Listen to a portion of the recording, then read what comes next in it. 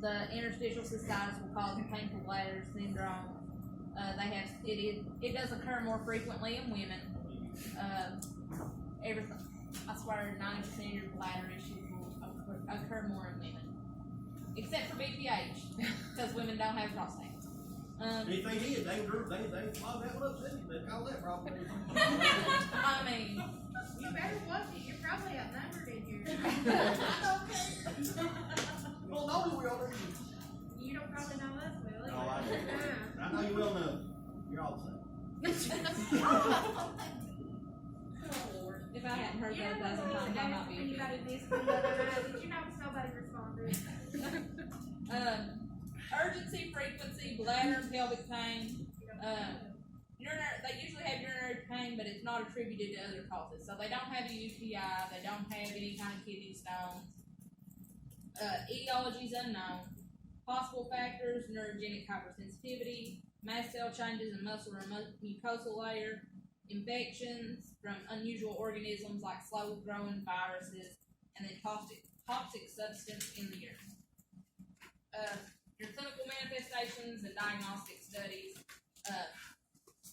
Primary clinical manifestation is pain and bothersome lower urinary tract symptoms like your frequency, your urgency.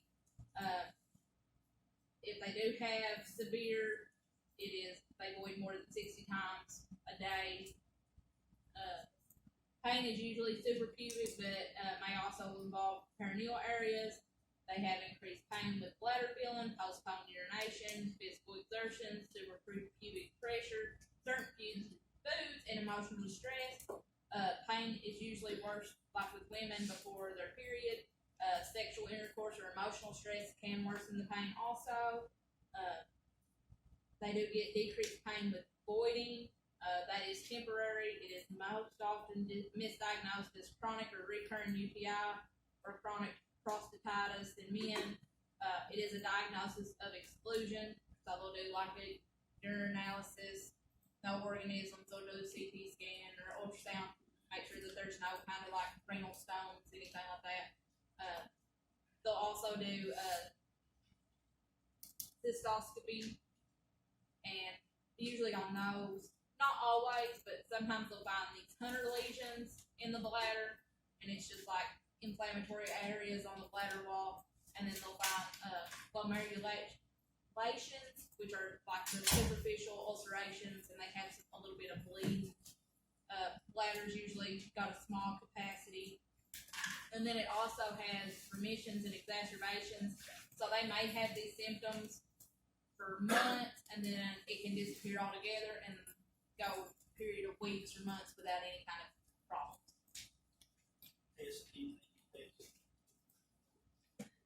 Oh, that's all.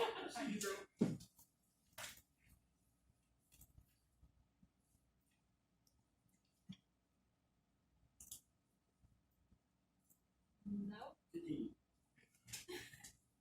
If you do see anything on the test, it's usually just diagnosis is exclusion. They don't have a UTI, but they still have the pain like you. Treatment, they have nutritional and drug therapies, reduce intake of bladder irritants, caffeine, chocolate, alcohol, spicy foods. They can also give them calcium glycerophosphate because that reduces irritation. It makes the urine alkaline. Interstitial cystitis does not respond to antibiotics because it's not an infection. So if you give them antibiotics, it's not going to help anything. There is no single treatment option. And everybody's different. So just because this person works better with like stress reduction and that kind of thing, this person may need some kind of medicine. They have stress management, tricyclic antidepressants. Usually they'll use like amitriptyline, Elavil, because those tricyclics are also used for like nerve pain, and it will help with the burning and the frequency because it helps with that nerve pain as well. They'll use analgesics, antihistamines like Vistaril, physical therapy, bladder, hypodistension, Botox, cyclosporin, surgery. Usually with surgeries, they have to have debilitating pain, and then they want to use like urinary diversions, but then a lot of times those people still end up with the pain, so they don't like to use them on.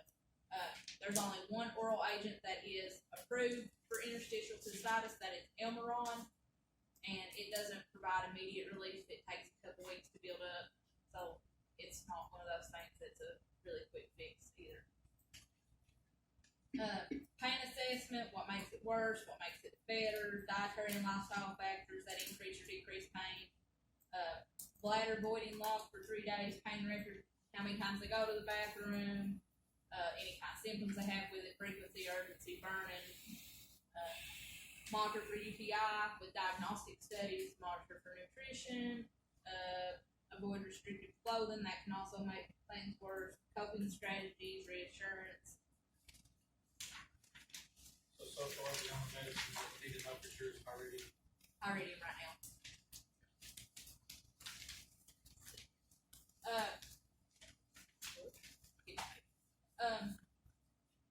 Genitourinary tuberculosis. Everybody probably knows what TB is. You've had TB skin test. It usually affects the lungs, but TB can also affect bladder, kidneys. It's actually the second most common type of extrapulmonary tuberculosis. 2 to 20% of people with pulmonary TB will develop genitourinary tuberculosis.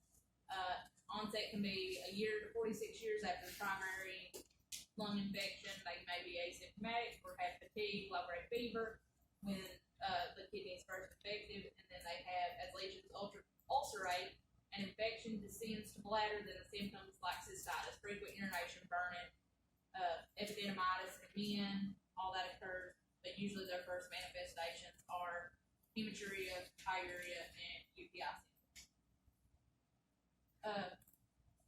Diagnosis, they just get a urine sample and check it and see if it's got that mycobacterial tuberculosis. They'll do X-ray, CT scans, IV pyelogram, voiding cystourethropography. That will assess the extent and severity. TB skin test will be positive. Obviously, if they've had TB, they're going to have a positive TB skin test. Complications will depend on the duration of the disease. Sooner treatment, less likely to have renal failure. They'll have scarring, calcifications, hydronephrosis, and development of urethral stricture may occur, and then they may need long-term urology follow-up to make sure that they don't go into renal failure. Don't really.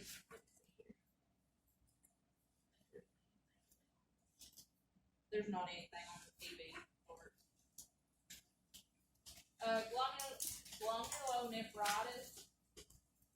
There's little person, headache, high blood pressure, facial, periorbital edema. They can be lethargic. They'll have like a cola or tickler during weight gain. A lot of times they get them from strep. It is an inflammation of your glomeruli. Also, let's see, tubular and interstitial changes, vascular scarring, and hardening. So they'll get glomerulosclerosis. Affects both kidneys. It is the third leading cause of end-stage renal disease. In the United States, they can have associated conditions like kidney infections, nephrotoxic drugs, immune disorders, systemic diseases. 32. The big thing with, you've got your causes and risk factors on table 45A on 1032. Post-strep is your biggest one. That's the one that you'll see at the most with. It's post-strep.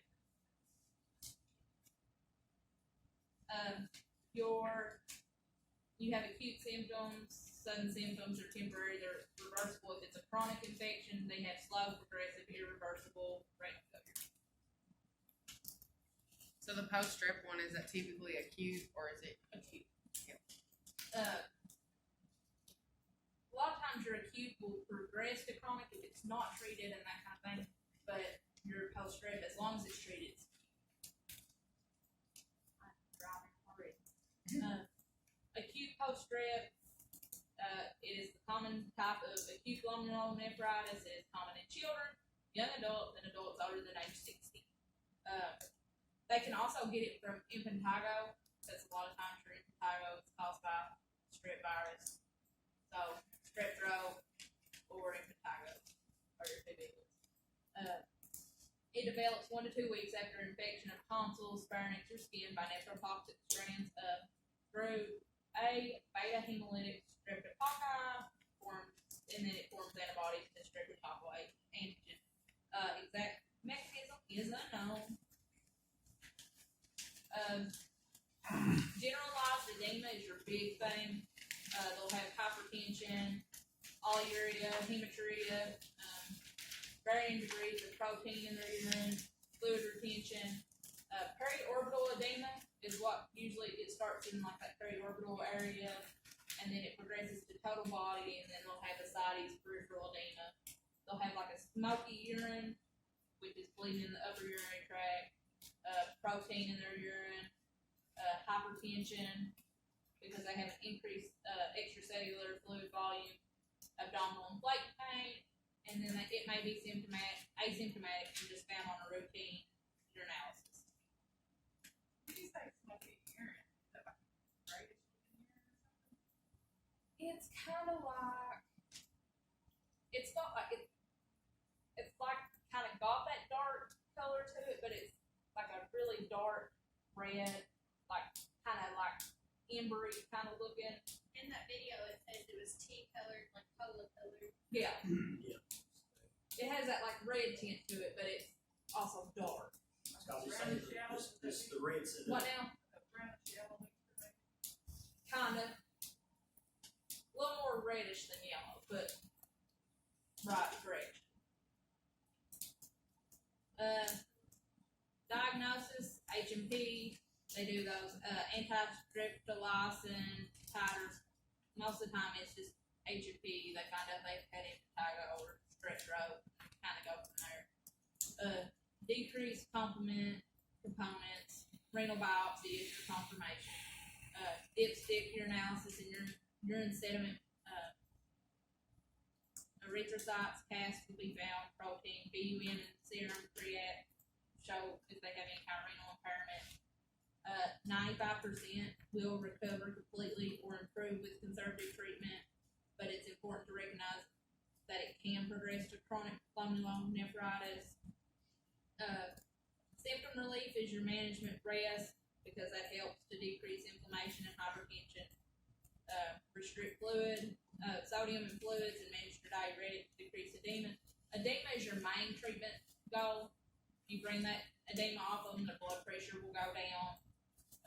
If they're having any kind of difficulty breathing because of all that extra fluid, that helps. Restrict protein, because that decreases BUN, antibiotics if the strep infection is present. If they do, with all that extracellular fluid volume, they can have that hypertension.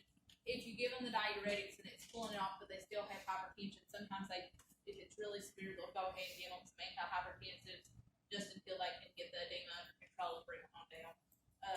Most of the time they start with like lisinopril. Steroids don't really help anything in this. Early diagnosis and treatment of sore throats and skin lesions. Positive streptococci culture.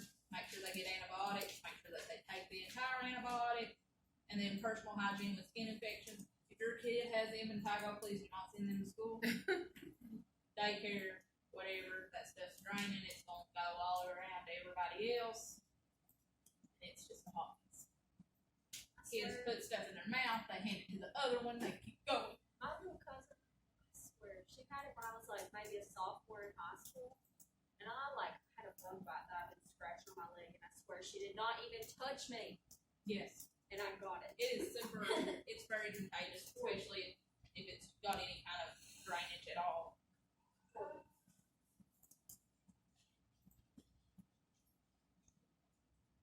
Chronic glomerulonephritis is syndrome of permanent and progressive renal fibrosis that can progress to end-stage renal disease. They may have Alport syndrome, which makes it they may not have no history of kidney disease. Symptoms develop slowly, so people are unaware that they have this. Usually it's found just by accident with an abnormal UA, increased BP, or increased serum creatinine. Decreased renal function causes end-stage renal disease over a period of years. Your manifestations: hematuria, protein in their urine, urinary excretion of formed elements, RBCs, white blood cells, CAS. They'll have increased BUN and creat because it's leading to end-stage renal disease. Diagnosis: HMP, exposure to drugs like NSAIDs, microbial infections, viral infections like hepatitis. Evaluate for immune disorders: lupus. Lupus always affects kidneys. Lupus affects everything. If y'all have ever watched House, y'all know what I'm talking about. House, everything's lupus. If you've ever watched House, they always start with lupus. And Guillaume Beret. And it's never lupus. Never. But they always start with lupus. I learned Guillaume Beret from House. That's how I Yeah. Ultrasound and CT scans, and then they'll do a renal biopsy just to try to find what the cause of it is. And then treatment just depends on the cause, symptomatic and supportive care. So on that one, before you go on, I know on the little hot topic list, it was the treatment goal of that. Edema. That's what I was gonna say. Is that where you're talking about the edema? Mm-hmm. So the edema is only in the acute, bro. What now? Edema is only in the acute. They'll have it with the chronic, but it's not as Not near as prominent bad. because they develops over a long time. With acute, it's like bad. They get it really fast. You're not going to see as much of the chronic as you are the acute. Goodpasture syndrome. It is an autoimmune disease. Antibodies attack glomerular and basement membranes. Let's see here. Kidney and lung damage from antibody binding causes inflammatory reaction and complement activation. It is a rare disorder. It occurs between ages 30 to 60. Clinical manifestations: a lot of times they get flu-like and pulmonary symptoms, cough, shortness of breath. They may cough up blood, crackles, pulmonary insufficiency. They get renal involvement, blood in their urine, weakness, pallor, anemia, and all that leads to renal failure. Management: corticosteroids, immunosuppressive drugs, plasmapheresis, dialysis, renal transplant. They only want to do a renal transplant once their GMB titer goes down. Smoking cessation, and then there'll be critical care if they have acute kidney injury or respiratory distress. Big thing with these people: they may end up dying because they get pulmonary hemorrhage and respiratory failure. So they may not even really realize they have all this until they start having respiratory hemorrhage. So if they come in and they've got Goodpasture syndrome, there's a big thing to look at. Make sure that they're not bleeding in their lungs, they can breathe. Big thing. Rapidly progressive glomerulonephritis. If you all can't guess what that is from the title, it's pretty much the same thing as glomerulonephritis, but it is rapidly progressive. They get glomerular crescent formation, so then they end up with loss of renal function in days to weeks. It occurs as a complication of inflammatory or infectious disease. Complications of systemic disease or it can be idiopathic. Manifestations: hypertension, edema, proteinuria, hematuria, RBC CAS, and then your treatment is just correct the fluid overload, hypertension, uremia, and injury to the kidneys, corticosteroids, plasmapheresis, dialysis, transplant. The only thing with this is after they, a lot of these disorders, once you get a transplant, it keeps it from coming back. This is one of those things that can reoccur after transplant.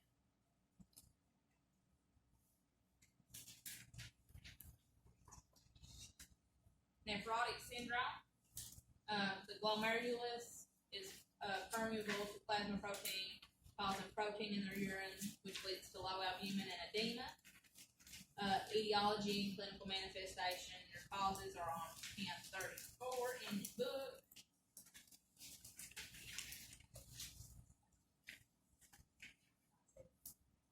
If you notice, lupus is on there again. It's always lupus. It's always pretty much, it's pretty similar to the things with glomerulonephritis, strep, lupus, NSAIDs, hepatitis, that kind of thing. Let's see here. 1/3 of the people with nephrotic syndrome do have systemic disease like lupus, peripheral edema, massive protein in their urine, hypertension, hyperlipidemia, low albumin, and then they have like foamy urine. They get decreased albumin, so then they end up with ascites and anasarca, which is just massive generalized edema.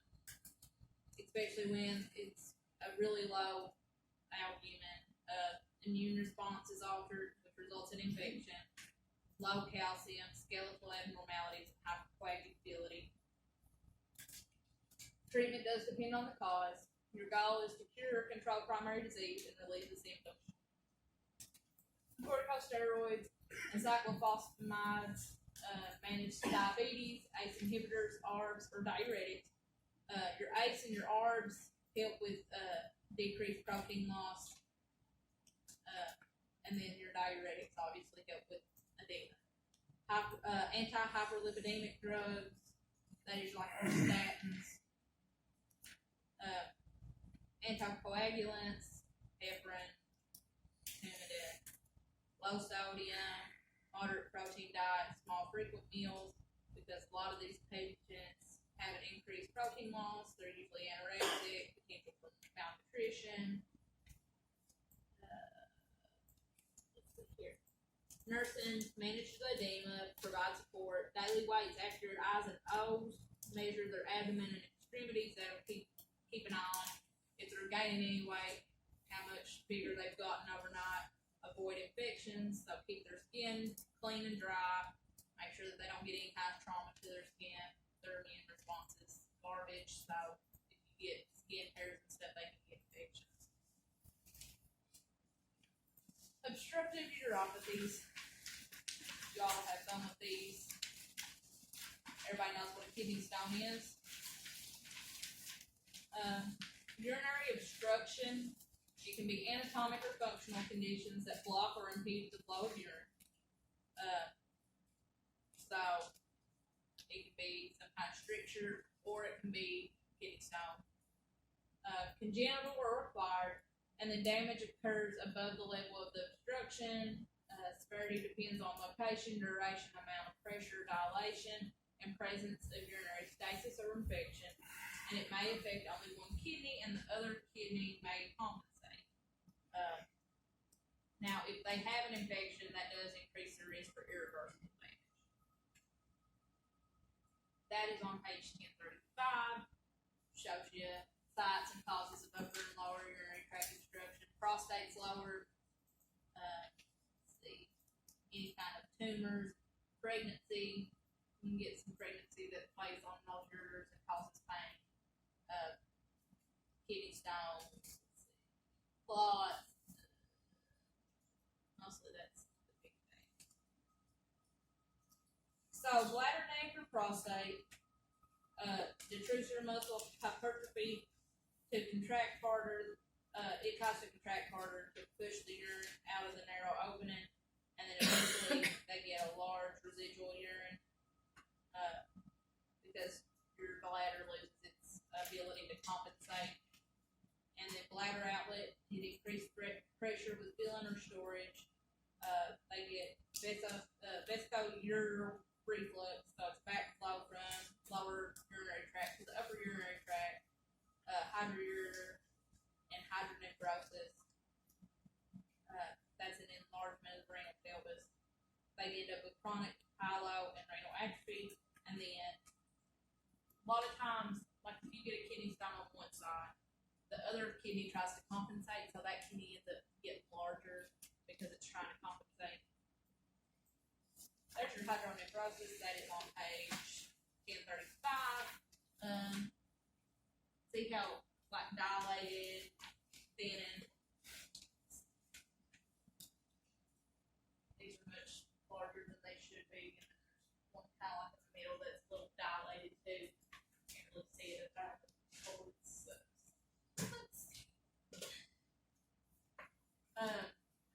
Partial obstruction of the ureter or uretero-pelvic junction (UPJ). It has low to moderate pressure, or kidney dilate, without notable loss of function. Urinary stasis and reflux will increase the risk of pyelonephritis. Both kidneys are only one functioning kidney is involved. It can change renal function, and then BUN and creat will increase. Progressive obstruction can lead to renal failure. So your treatment is just to find and relieve the blockage. They may have to insert a tube, surgery, urinary diversion. If it's tumors, they can go in and remove the tumors. Sometimes that helps. If it's a kidney stone, depending on how big it is, if you can't pass it, they can go in and break it up. Laser lithotripsy. Been doing a whole lot more S-walls. Anyway. Hey, S-walls? Really? Oh, yeah, true that. So, urinary tract calculi, nephrolithiasis, which is kidney stone disease. In the United States, 13% of men and 7% of women. So, men, you get this one. Middle age, risk increases with age. It is more frequent in whites than blacks, Hispanics, and Asians. Those with a family history, the Southeast United States, it's usually more prominent in them. Summer, the hot summers, you know, like Arizona, Florida, all those really hot places, those people tend to get a little dehydrated a little quicker, so that puts you at risk for kidney stones. And then uric acid stones and Jewish men. Stones, once you get a stone, they usually reoccur in about 50% of people. And honey, they can tell you, they get one that when they come back, they'll say, I know I got a kidney stone. And you'll believe them, because they'll be ready to climb the walls. So there's your little man, he's a doing the dance there. A lot of times they'll have nausea, vomiting, agonizing flank pain that may radiate to the groin, testicles, or abdominal area, sharp, sudden, severe pain. It can be intermittent. A lot of times you may have there's a lot of people that have kidney stones, but they don't have any trouble with them until they start moving. And then those people are moving because it hurts bad. They can have blood in their urine, dysuria, urinary frequency, risk factors: infection, urinary stasis and retention, immobility, dehydration, high uric acid. Does anybody know what problem caused you to have high uric acid? Yeah.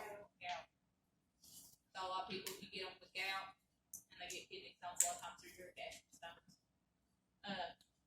Urinary oxalate, and then family history, and they'll do ultrasound, CT scans, all kinds of stuff. Risk factors for kidney stones: you got metabolic issues, you've got climate, your hot climates, dietary, genetics, lifestyles, people's obesity, immobility, sedentary lifestyle, and then concentration from supersaturated crystals precipitate and form stones. You reduce that risk by keeping urine dilute, free flowing. There is a table on 1036. It's table 4510. It's risk factors for stones. Pretty much I went over the majority of it. Stone formation, influence of factors: urinary pH. If they have a higher pH, it's usually calcium and phosphate are less soluble. And then lower pH, uric acid and cysteine are less soluble. Your solute load, inhibitors in the urine. Obstruction with urinary stasis, infection with struvite. Those struvite stones are kidney stones that are pretty much filled with infection. Infected stones will make stagform configuration, which leads to renal infection, hydronephrosis, loss of kidney function. Anybody had a stagform stone or seen one? I've seen some nasty ones. Did you? You had it? Hold on. Hold that thought.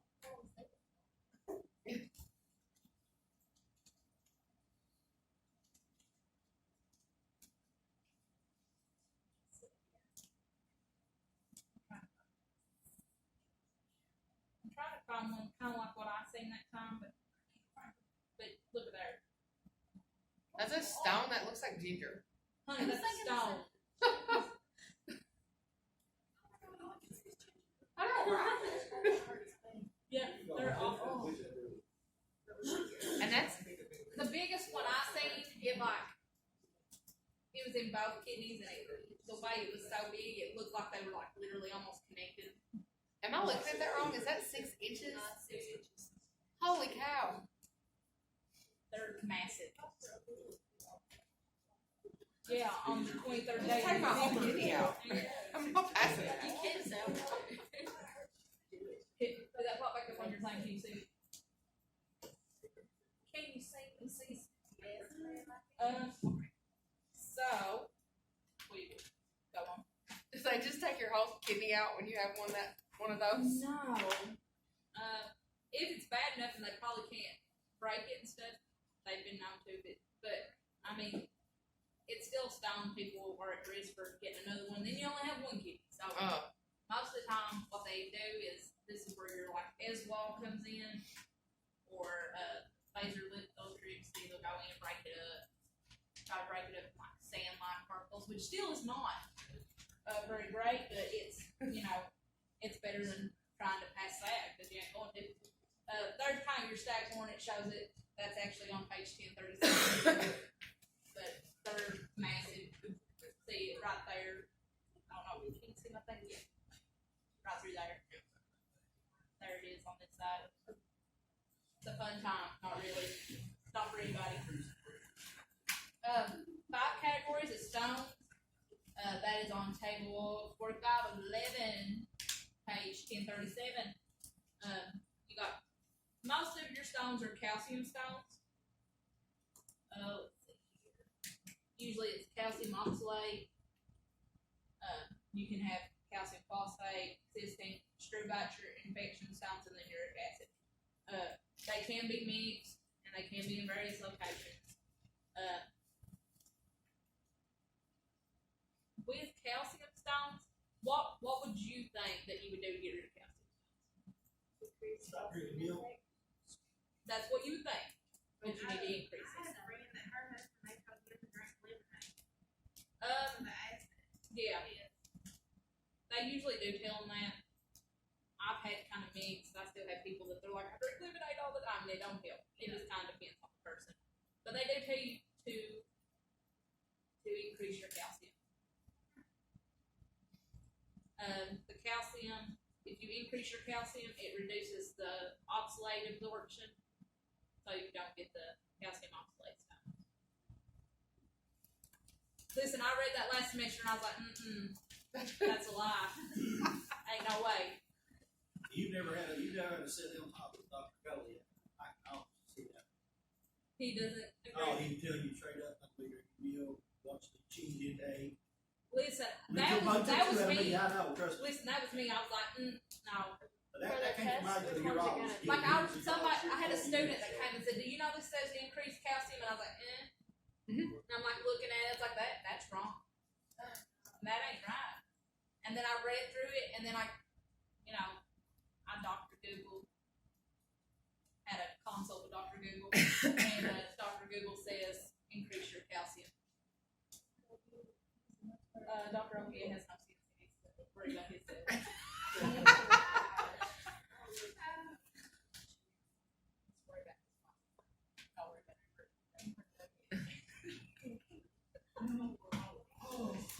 I'm gonna be in trouble. Let's just keep going before I get myself in trouble. So your first symptom, usually with stones, sudden severe pain, which is renal colic. It's the result of stretching, dilation, and spasms of the ureter and the It's usually in the flank area of the back, the lower abdomen. They may also get nausea, vomiting. The kidney stone dance, that's what I was talking about. They'll lay down for a few minutes, and then they'll sit up, and then they'll be pacing the floor, and then they'll lay down, they'll sit up, and they'll pace the floor some more. And it's constant, just cycle. Just keep doing it. They can have dysuria, fever, chills, moist, cold skin. They're pretty bad off. They can go and get shocked from it. Your common sites of obstruction are your uropelvic junction, UPJ. If they have it there, it's skull, costovertebral, vertebral, flank pain, or renal colic. A lot of them get them stuck in the UPJ, and they have lower abdominal pain, testicular, labial pain. And they literally will come in and tell you that it hurts from their abdomen down to their testicles. Your diagnostic studies, CT scan, ultrasound, urinalysis, 24-hour urine. Most of the time, your 24-hour urine, they only do those with recurrence stones. They do the urinalysis to see if they've got any blood in their urine. A lot of times, if you come in, you're saying, I'm hurting it, I burn my feet, the first thing to start out with is UA. If they got blood in their urine, then they're like, okay, maybe they've got kidney stone.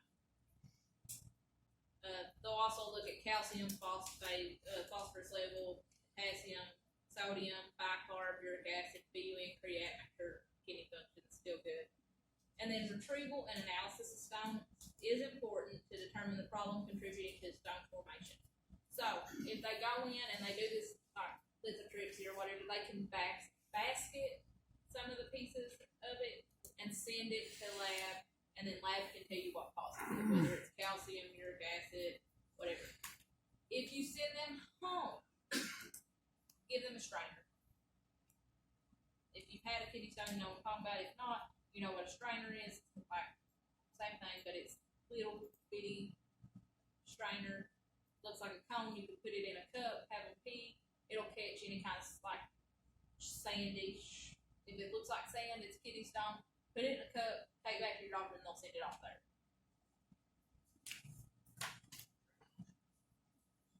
So you have two concurrent approaches: managing acute attack, pain, infection, or obstruction, opioids, NSAIDs, alpha-adrenal blockers, Flomax. No Flomax. They usually give it like 0.4. They use it a lot of times with BPH, but they use it a lot of times with kidney stones because it helps dilate for that your ureters and stuff. So 0.4 milligrams. 0.4. That helps kind of open everything up. Make sure you check their blood pressure.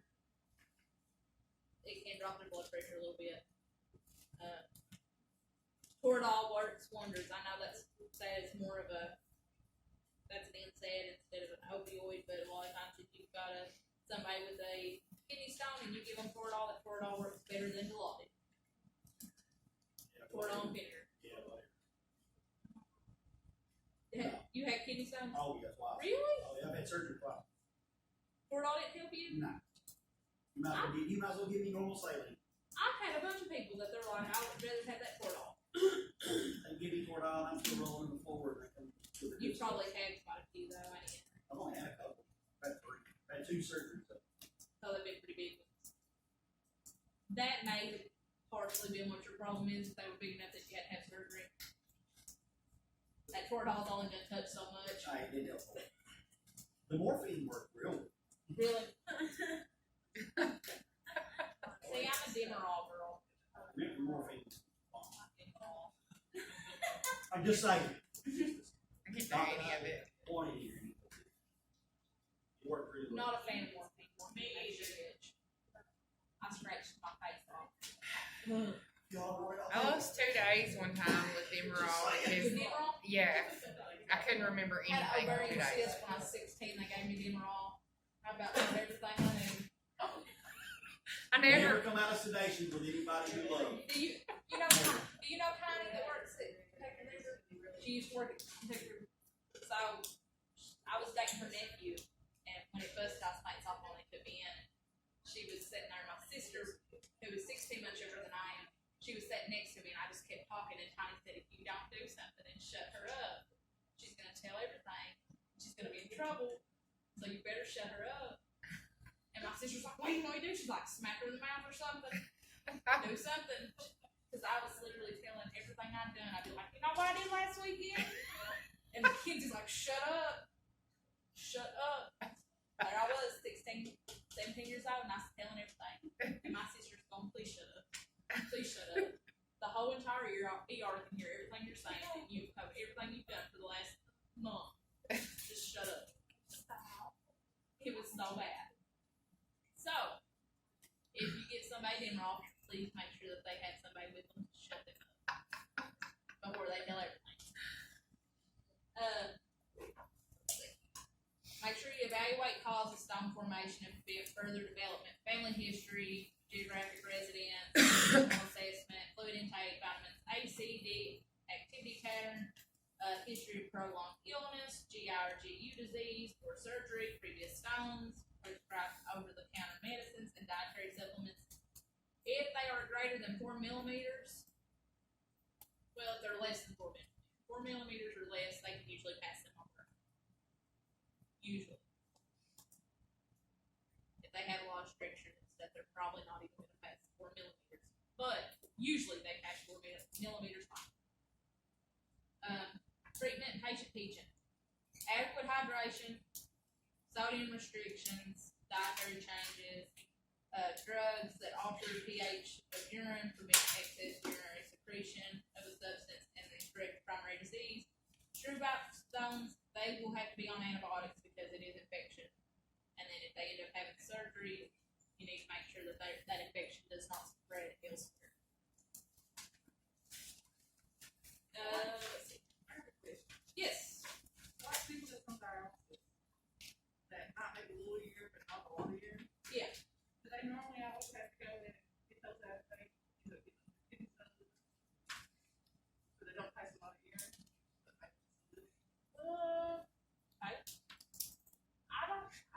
A lot of the people that I've seen that like are on dialysis and stuff, because they've had the dialysis and it messes with electrolytes and stuff, I don't know of many that I've ever seen that have had kidney stones.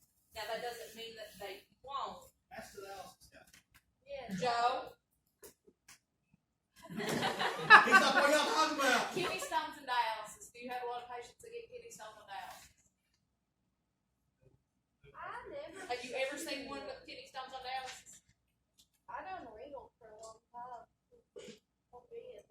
I mean, I was just, a lot of times with that, I don't remember ever seeing one, and then you get some that still have okay urine, and so even if they have renal issues, you really don't think that far ahead because they can urinate and that kind of thing. We transfer a lot of folks with stones that are, they're set. Yes. They come in, I guess they wait. I'm telling you, neural sepsis They is way wait better, a long it's time. worse than They're set. anything I've probably ever seen. Between 5 and 13% of all dialysis patients will develop asymptomatic renal calculi. Asymptomatic? No, asymptomatic. Oh. And there's many more asymptomatic. Many of the stone forming dialysis patients have recurrent stone disease with an 83.3% recurrence rate. There you go. Who you consult? Hey, get rid of it. I'm talking to Dr. Google. That's not good way you gonna take. Paging Dr. Google. So in all that, about stones, other than the flow max, what else we need to know?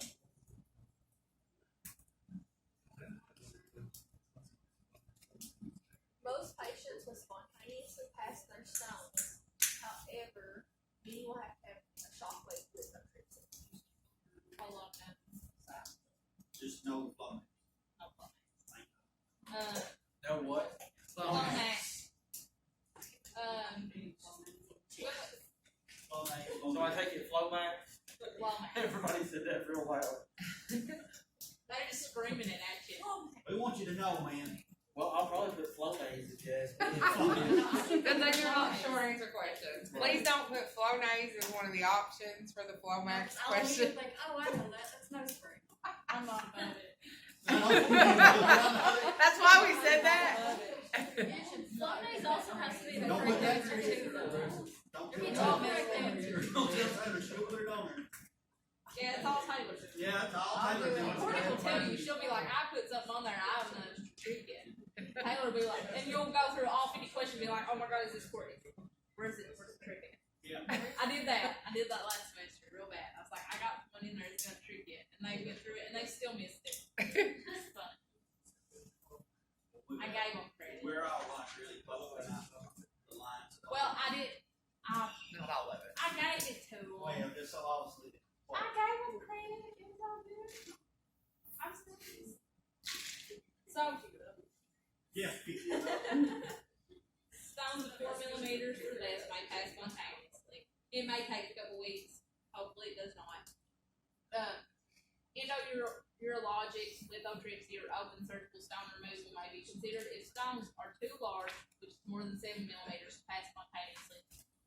They're associated with symptomatic infections, bacteria, impaired renal function, persistent pain, nausea, paralytic ileus, or if the patient cannot be treated medically or has one kidney. There you go, Teresa. If they get it, can't be treated medically, or they only have one kidney, they'll go ahead and do surgery. Cystoscopy, they can go in and remove stone in the bladder. The cystolithotaxy, it's a large stones are broken up with a lithotrip, which is a stone crusher. Help me have it. Which one are you on? Third one. There you go. Cystoscopic. Cystoscopic. Thank you. Tongue tied. Lithotripsy, it is ultrasonic waves that break up stones. You'll see that one a lot whenever you go out. It's really loud. You have to wear headphones. With the lithotripsy, Can we observe that? That sounds awesome. Is that not a surgical procedure? it Like is surgery. being put to sleep? Yeah, though, So, honey, that I ain't not letting nobody put no laser nothing in me without being under the Michael Jackson. so if you plan to work on the OR and circulate, that's the first thing you do is renal, like 6 months. Lots of penises. Lots of penises, lots of Lots of vaginas. vaginas. You get to plan real good. Real good. Fun job though, won't lie. It is kind of fun to watch. I don't know. Your patients don't talk back. Not so every there's day, that. but I mean, That's it's all fun to my watch. patients, intubated and sedated. I found you out. When you work PACU, anything's really exciting. Complications of the above procedures: hemorrhage, retained stone fragments, or infection. Infection because you're putting something that ain't supposed to be up in there. I thought it was because the staghorn was like, those have to be With the sick. with the struvite stones, those have infection, but they want to go in and remove those that way that it doesn't spread anywhere else. But if it breaks it up, because they're too big. They with those, if they break it up, they try to get all the stone fragments. They basket. That's where your basketing comes in. They can basket so much of it.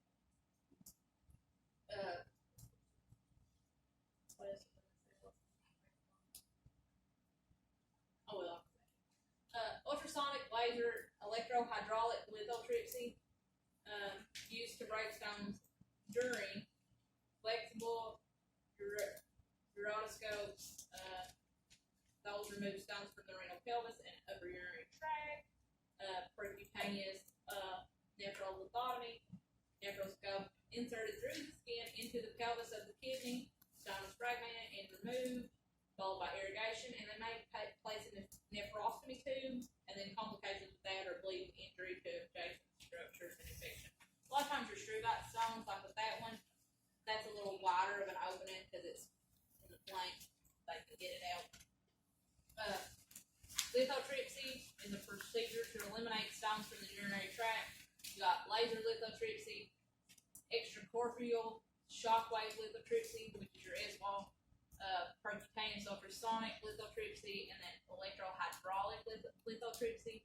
A lot of times they'll put a stent in, and that helps to facilitate the passage of that sand, of that stone that's left. They do remove it in 2 weeks. Post procedure, hematuria, and then they'll give prophylactic antibiotics. Encourage fluids to dilute the urine and reduce pain.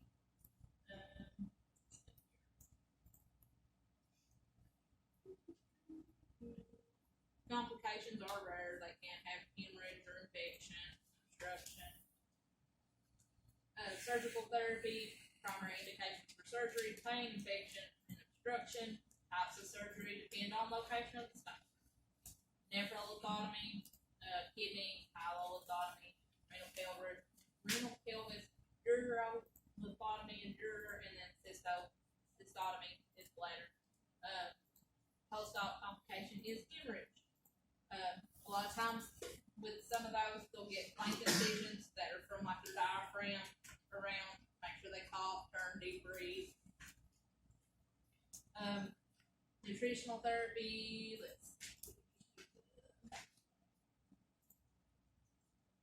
there's your diet. It's on page 1039, table 4512. You don't have to go into real detail about it, but that just kind of shows you the foods that you want them to eat.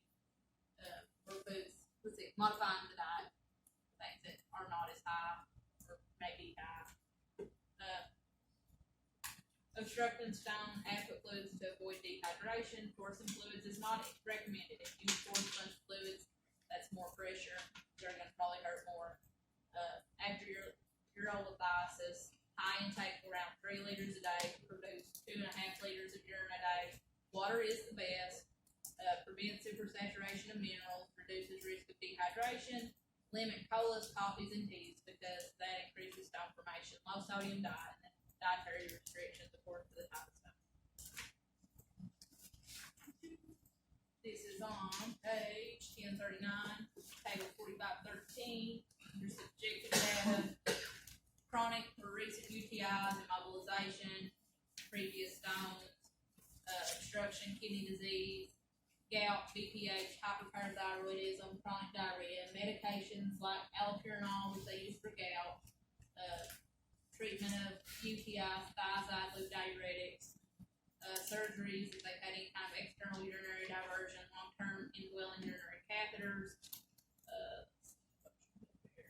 family history, sedentary lifestyle, nausea, vomiting, dietary intake, low fluid intake, chills, decreased urine output, urinary urgency, frequency, feeling of bladder fullness, polypic pain, flank, back, abdomen, groin, or genitalia.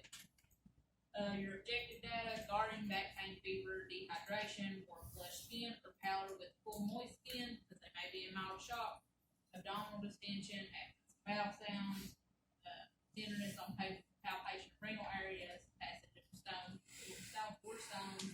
and then KUV, CT, ultrasound, uric acid levels, bacteria, urinalysis, all that stuff. Your nursing diagnosis, impaired urinary system function, acute pain, lack of knowledge,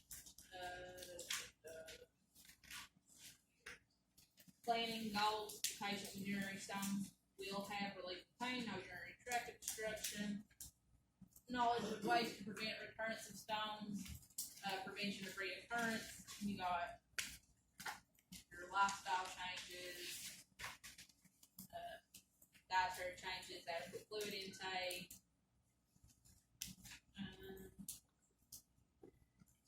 increase their fluid intake if they are very active, dietary restrictions. Immobile and bed rest patients, make sure you turn those people, sit and stand them as much as possible if they can. Hydration, and then medications you can give patient teaching. Strain all urine, ambulation, monitor their ambulation, especially if they have opioids on board, because you don't want them walking around hiring over time and fall. Then break the hip, then they got even more problems. And you have more problems. What else? You have big incident report, nasty meeting with your boss. Evaluation is just maintain free flow of urine, minimal hematuria, report satisfactory pain relief, and state understanding of disease process and ways to prevent reoccurrence.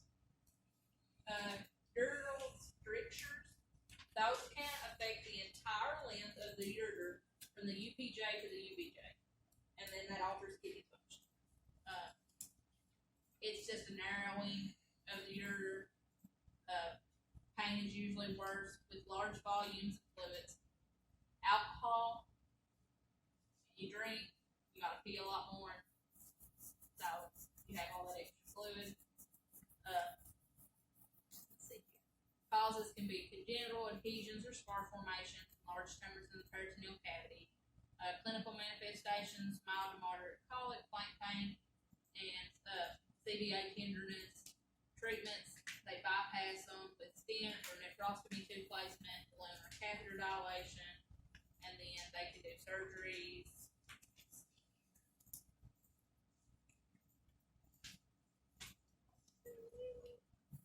Depending on the severity of them, they can affect your kidney.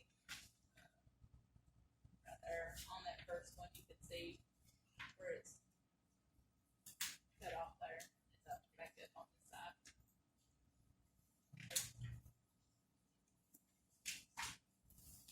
Urethral stricture. Know this one.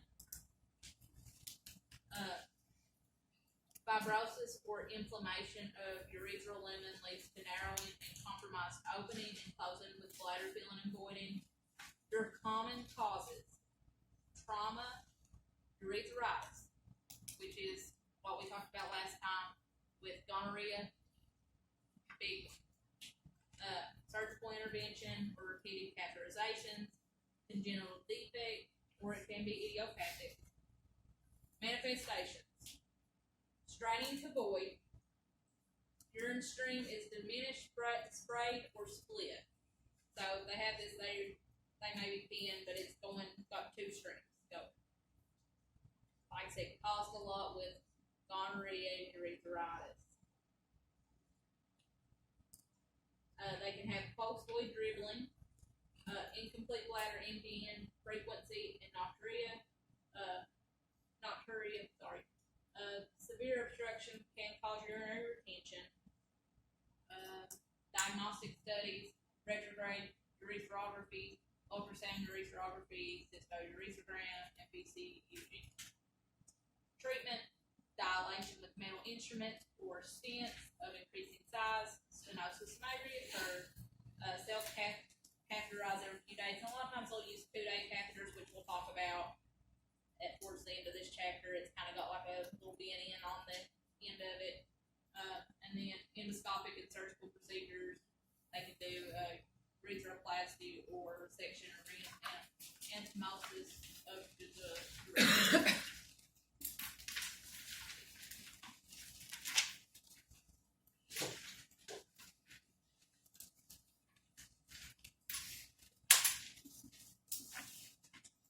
Get through about 10 more slides and then we'll let you have a break. Sound good? Renal trauma, blunt, most common cause, abdominal flank, back injuries, sports injuries, motor vehicle accidents and falls, penetrating, gunshot, stabbing, clinical manifestation, hematuria, and the diagnostic studies, urinalysis, ultrasound, CT, MRI, and renal arteriogram. That's the big things with them. 10% of your people with abdominal trauma will end up with renal trauma, and make sure that you assess about the kidneys, even if you say they complain of it being on the left side, make sure you check them. I don't know if I've probably told you guys this. I had a guy that come in, NBC, was complaining about abdominal pain, hurting in his back. They done a CT scan on him, thinking that he might have some kind of abdominal trauma or renal trauma. He ended up having cancer on his kidneys. Had no idea. Treatment depends on the severity. Bed rest, fluids, analgesics, exploratory surgery and repair is needed, and they can do nephrectomy if needed. Nursing care, assess their cardiovascular status and monitor for shock, especially with penetrating traumas. Make sure that you assess cardiovascular status. Adequate intake, eyes and nose, pain management, monitor for hematuria, myoglobular. Y'all tried, I can't touch that now. I can talk. Renal vascular problems, renal artery stenosis, partial occlusion of one or both renal arteries and major branches. Your causes are atherosclerosis and fibromuscular hyperplasia. manifestations, sudden hypertension, ages less than 30 and more than 50. A lot of times these people may not have any kind of hypertension family history. Diagnostic studies are your renal duplex, Doppler ultrasound, CT, MRI, angiography, and renal arteriogram, which is your gold standard for that one. Treatment goals: control BP, restore renal perfusion. Treatments: they have percutaneous transluminal renal angioplasty, which is the treatment of choice, especially in older people who are not really good surgical candidates. They can do surgical revascularization. When they do that, it is possible that they may come out and have a normal blood pressure after that. And then a nephrectomy if one kidney is involved. There is your renal artery stenosis. Right there. Is this the section on the key points thing that says kidney trauma? Kidney trauma. It was the renal trauma back here. Okay. Make sure you look at their cardiovascular status, ABCs, make sure they have good circulation, no bleed, that kind of thing.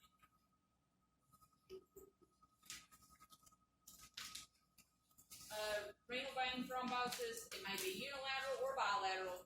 Causes are trauma, extrinsic compression, renal cell cancer, pregnancy, contraceptive use, and nephrotic syndrome. They'll have things like flank pain, hematuria, nephrotic syndrome, treatment, anticoagulation, heparin, Coumadin, corticosteroids, and surgical thrombectomy. They give the heparin and the Coumadin because these people are at an increased risk for pulmonary embolism. The extrinsic compression, it's things like tumors, AAAs, that can cause it. Hereditary kidney disease, it is developmental. Wait a minute, where are we at? Developmental abnormalities of renal parenchyma. It is cystic in nature, rules out other causes or tumors. Nephrosclerosis. This is one. Disregard. We're going to go over that before we go over hereditary kidney disease. Nephrosclerosis is sclerosis of small arteries and arterioles in the kidney that cause reduced blood flow, ischemia, interstitial fibrosis, and necrosis. If it's benign, it can be age-related, more than 60 years old, changes due to hypertension and atherosclerosis. If it's the malignant accelerated nephrosclerosis, which is the big one, medical emergency due to severe hypertension, they'll have blood pressure that is greater than or equal to 180 systolic and a diastolic pressure greater than or equal to 120. So greater than 180 over 120. Treatment is antihypertensives. Prognosis is poor. If it is untreated, it can lead to death. Big, massive strokes. So, back to hereditary kidney disease, that's where your polycystic kidney disease comes into play. Polycystic kidney, it is one of the most common life-threatening genetic diseases in the world. In the United States, 600,000 people are affected, and it is the fourth leading cause of end-stage renal disease. They do have a non-genetic type, but it's usually seen in people with like severe kidney scarring and damage, and they end up with dialysis. Genetic link, it has two hereditary forms. It's usually the adult form, that is 90% of your cases, and then they have a child form too. A lot of times with your child, it's really rare. The childhood form is super rare. The one you'll usually see is your adult form. There's your big cyst on your kidneys.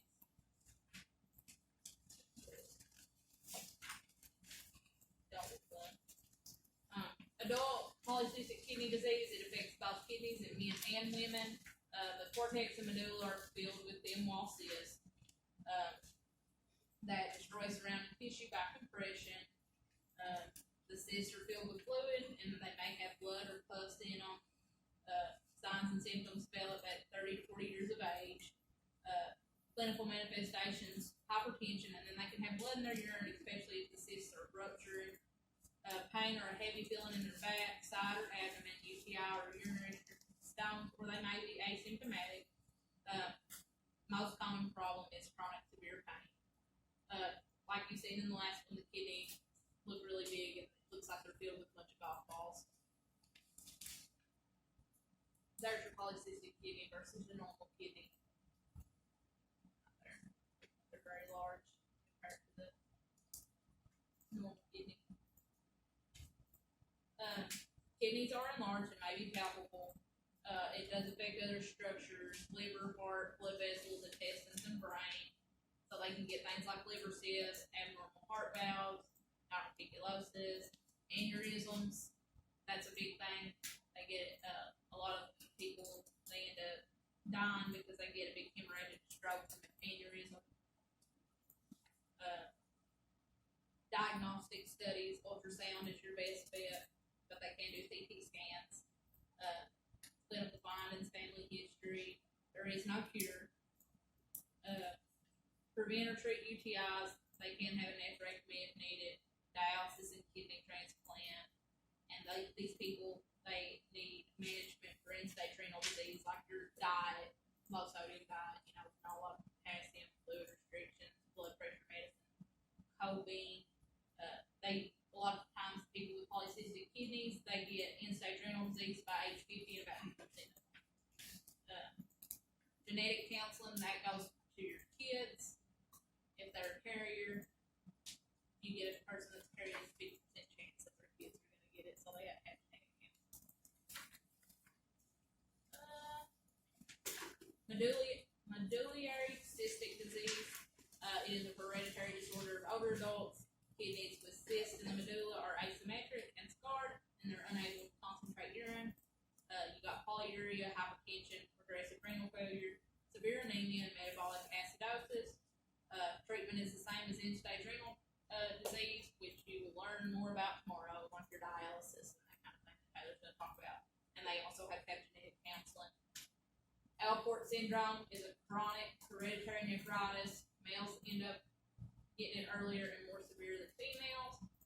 Gene mutation in the collagen results in altered synthesis of the glomerular basement membrane. There is 3 genetic types. You got sex-linked, which is the most common. They have things like hematuria, progressive hearing loss, and deformities in the lens. Sex-linked is the only one that has the hearing loss. It's hearing loss in the eye issue.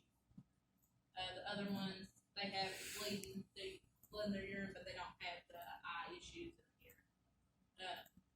Treatment is management of end-stage renal disease or a kidney transplant. Kidney transplants do cure this, and a lot of times it is diagnosed in the first decade of life. Go take your break. this says 63, but 65,000 new cases a year. 14,970 of those will die. It is unusual in people less than 45 years old. Renal cell carcinoma is the most common. Males get it more than females. Average age is 64 years old. Risk factors: cigarette smoking and obesity. Like you haven't heard that 20,000 times. Acute kidney disease, hypertension, exposure to asbestos, cadmium, and gasoline. Increased incidence in first-degree relatives. There is your kidney cancer appearance discoloration right over there. There's another one. Early stage, asymptomatic, often incidental findings or unrelated conditions, like the little guy with the MVC that I have. 25% have metastasis when diagnosed, whether it's renal vein, vena cava, lungs, liver, lung bones. Common manifestations: hematuria, flank pain, palpable masses, flank or abdomen, weight loss, fever, hypertension, anemia. Diagnostic studies: CT scan, ultrasound, angiography, biopsy, MRI, and then radionucleotide isotope scan. Prevention: smoking cessation, healthy weight, control blood pressure, avoid exposure to toxins, identify high-risk groups, and then patient features, early manifestations, your hypertension, and blood in your urine. Interprofessional care staging is from 1 to 4. Early detection is a higher chance for a cure. I'm not gonna go all into that staging. You're not gonna really. That's a doctor's thing to stage. You know that 4 is bad, and 1's got a way better prognosis. Treatment, surgery, nephrectomy, partial, simple, total, radical nephrectomy is removal of the kidney, adrenal, fascia, ureters, draining lymph nodes, pretty much whole 9 yards. Open, laparoscopic, they do them laparoscopic now. Laparoscopic's a little easier on them, they have less recovery time, shorter recovery time and that kind of thing. They can do ablation, with cryoablation or radiofrequency, immunotherapy, targeted therapy with kinase inhibitors,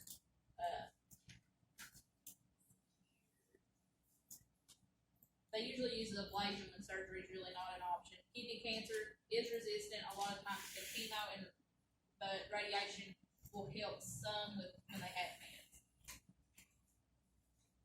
Bladder cancer, most common urinary system cancer. You've got around 81,000 new cases a year, with about 17,240 deaths per year. Older adults, more than 55 is 90% of your cases.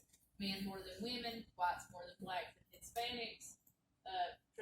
Transitional cell cancer is your most frequent. Most of them are papilloma. Can't say it, guys. Gross.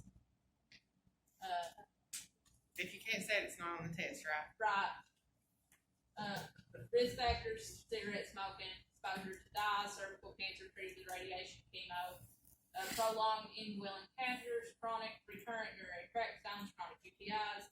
There's you a big picture of your carcinoma. Most common manifestation: microscopic or gross, painless hematuria, dysuria, frequency, urgency, diagnostic studies, urine specimens for cancer or atypical cells of bladder tumor antigens. A lot of times with your urine specimens, exfoliated cells from the bladder surface can be detected in that urine. CT scan, ultrasound, MRI, they'll do cystoscopy and biopsy to confirm cancer.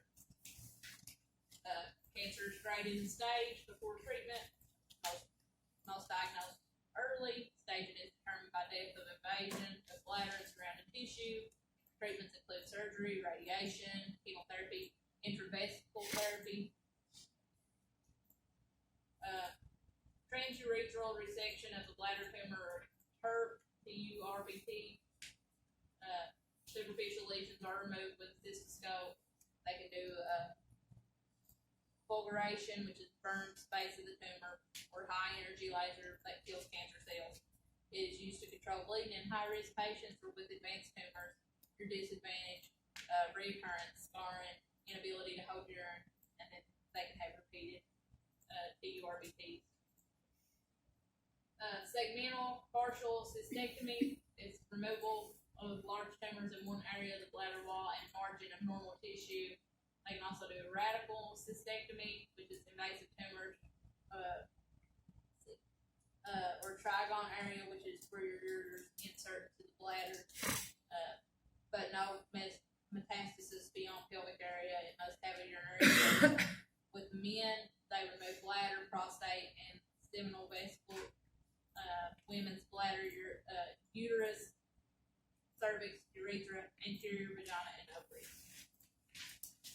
Post-op care: drink large volume of fluid for a week. Monitor patient pH and monitor color and consistency of urine. A lot of times their urine is pink for several days, but you don't want bright red or have big large clots in it. It may be dark red with rust-colored flecks for 7 to 10 days, and they'll get opioid, analgesics, and stool softeners, codeine, follow-up care. They'll have to have regular cystoscopies for follow-up. Radiation therapy, chemo, immunotherapy. Your radiation is your primary therapy, or in combination with cystectomy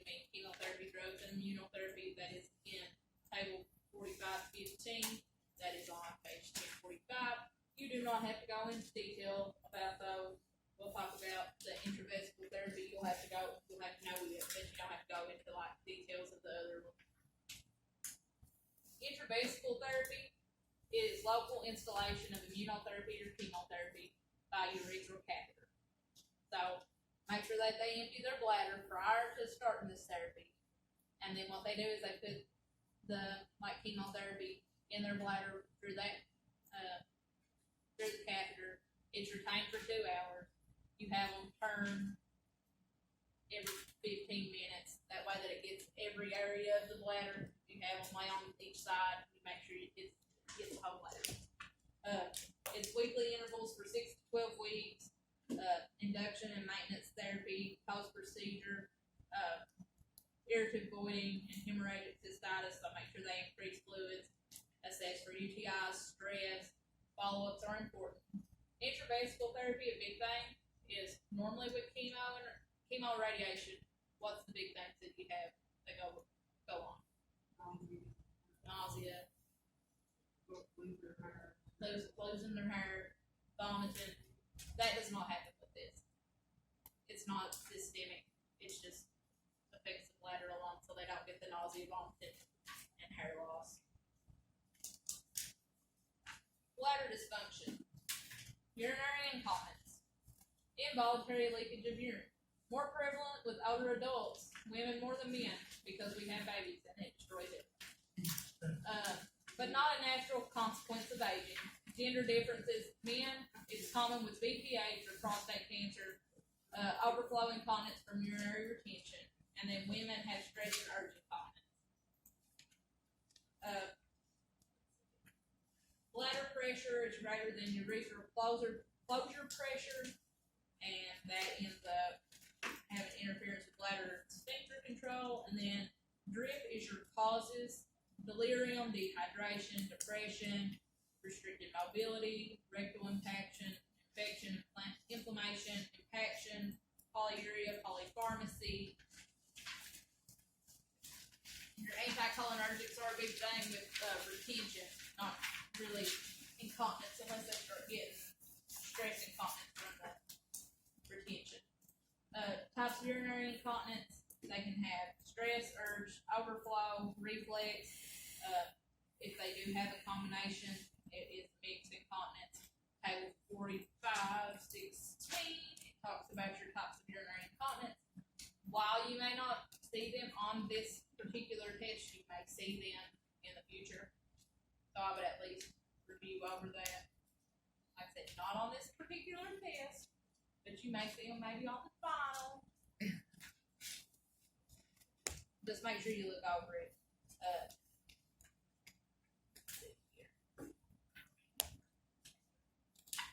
So diagnostic studies, basic evaluation, have a bladder log or voiding record from 1 to 7 days. Onset, provoking factors, associated conditions, do they drink this, and then they have urinary incontinence. Coffee is a big thing with older adults. They drink coffee, the caffeine will end up having tea. Then a lot of people can't get up fast enough to get to the bathroom. You got some, elderly person with a cane or a walker or whatever. Keep an eye on that. Physical exam, general health, functional issues, pelvic exam. Look for erosion rash, pelvic floor muscle on pelvic exams. If they're in long-term care, you got somebody in the nursing home, nurse can take an actual a voiding log for them. That way they can take it back to the doctor with them. Diagnostic studies, urinalysis, post-void residual, urodynamic studies, ultrasound. Urinalysis. A lot of your little people in the nursing home, they get UTIs and then they get confused and then they start having urinary incontinence. So that's always a good place to start. Many can be cured or improved. Treat transient reversible factors first. Interventions depend on the type. Individualized to patient preference, type and severity, and anatomic defects. Lifestyle modifications, scheduled voiding regimens, pelvic floor muscle rehab, Kegel exercises, anti-incontinence devices, containment devices, drug therapy.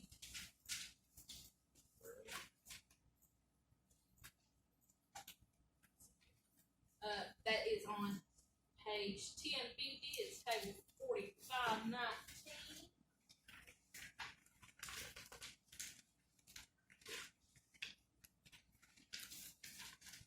Not really any of them. Your flow max is on there, it tells you what it does, but that's about it.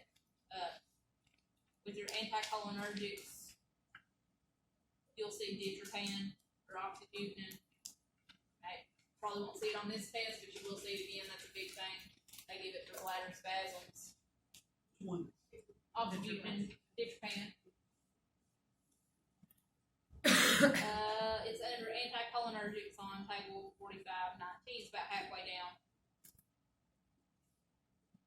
See it? Still got some names. Ditropan or oxy, Butynin. it's up on the right side under the anticholinergic.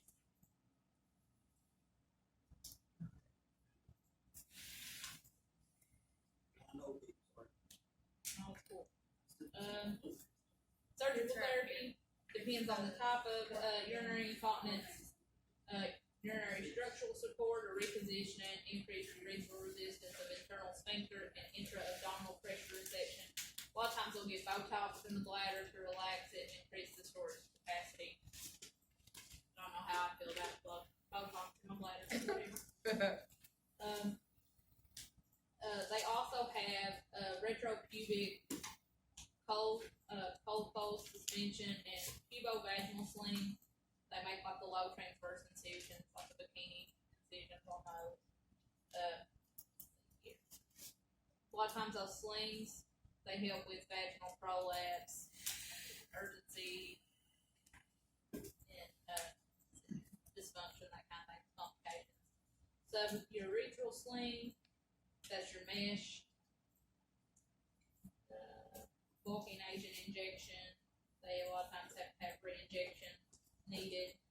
And then artificial sphincter surgery, that is like a silicone ring, and it's got a pump, and the patient has to work the pump. So you have to have somebody that knows exactly what they're doing in order to do that.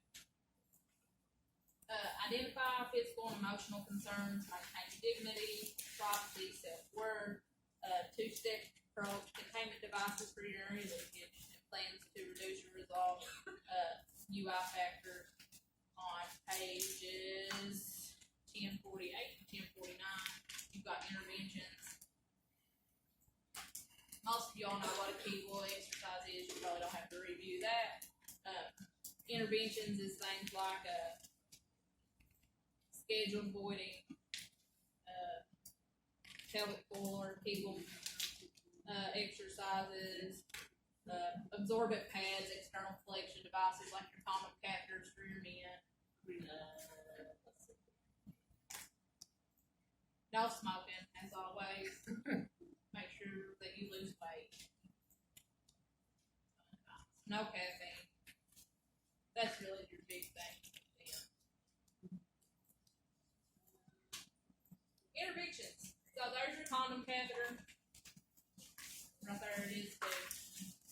Anybody know what these are? Casters. They help hold that, they have to be fitted to each person. It'll hold the bladder up, it'll hold vaginal prolapse, that uterus prolapse. That was the wildest thing I had ever seen. I don't know if any of you all have seen it. Had a little 97-year-old woman. She was a little confused, but whenever I asked her how many youngins she had, her daughter was there. She had like 12 kids, and I was like trying to put a catheter in her and could not. I got there, it was like this big old mass like blocking. I was like, oh God, because I'm sitting there thinking, I'm like, she's got a big mass. This woman's got cancer, no wonder she's sick. I went and got the charge nurse because I was a baby nurse and I had no idea what I was doing. And she's like, oh honey, it's just prolapse. Her uterus is just prolapse, it's okay. And I'm like, that's normal. Like, it's okay. It's okay that her uterus is falling out. Like, I was shocked. She's like, and I mean, it was hard as a rock because a lot of times if they prolapse, you can, if you've got somebody that knows what they're doing, you can kind of push it back up in there a little bit. No, hard as rock. 90-year-old memo, no.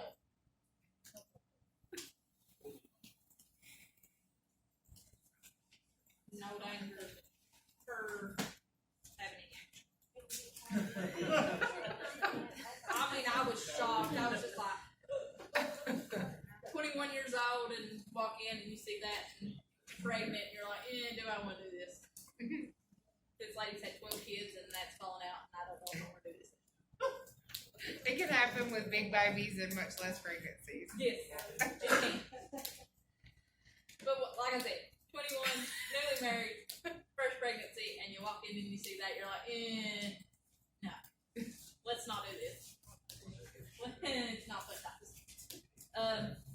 Urinary retention, inability to empty the bladder with voiding or the accumulation of urine because of the inability to void. It may be associated with leakage or post-void dribbling, which is with overflow, urinary incontinence. Acute urinary retention, which is the inability to pass urine, is a medical emergency. Chronic urinary retention, what that is it just incomplete emptying despite urination. So they'll pee, but they'll still have a whole lot in there. Post-void residual, normal is like 50 to 75 mLs. If it's more than 100 mLs, what they want you to do is repeat it and then do an evaluation for UTI. And then more than 200, it's just further evaluation and just see urology. Bladder outlet obstruction, bladder can't empty due to severe blockage. BPH, enlarged prostate in men. Most of the people that I had that come in with urinary retention is men, older men, BPH, enlarged prostate. Always. Deficient detrusor contraction, the muscle can't contract with enough force or time to empty the bladder. That's usually with neurological diseases involving sacral 2, 3, 4, diabetes, overdistension, chronic alcohol use, and anticholinergic drugs. Diagnostic studies are the same as with urinary incontinence, urinalysis, post-void residual, urodynamic studies, and ultrasound. A lot of times you can't get a urinalysis without capping these people. If you get a man with BPH, you're gonna need a coup-day cap. Ain't no other way. Sometimes that doesn't even work, and then they end up going to OR and get it like suprapubic cap. I've had that happen once or twice. It's not fun. Interprofessional care, behavioral therapy, same thing with as urinary incontinence. A lot of times they do scheduled toileting, so they go to the bathroom every 2, 3, 4 hours, regardless of if they need to go, they just go. Double voiding. So what they do with double voiding, they go to the restroom, they pee, they sit there for 3 or 4 minutes, and then they pee again before they get. Catheterization, intermittent or indwelling, and then they also have drug therapy, which we already talked about.